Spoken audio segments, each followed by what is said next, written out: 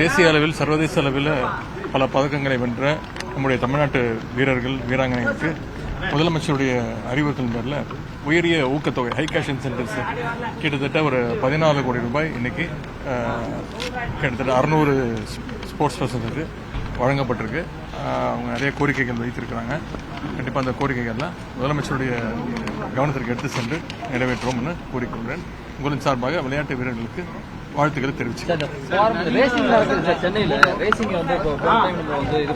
போன முறை மழை வெள்ளம் வந்ததுனால கேன்சல் பண்ணோம். இந்த முறை நடக்குது. அதனால பாத்தீங்கன்னா செலவு அரசு கூடுதல் ஏற்பட்டிருக்கு.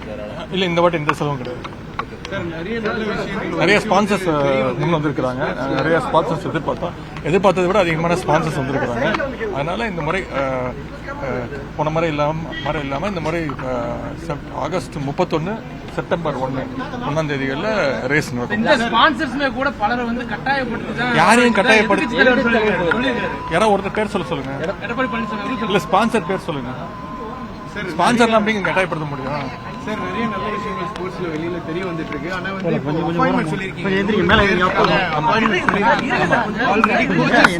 அப்பாயின்மெண்ட்லாம் போட்டிருக்கீங்க.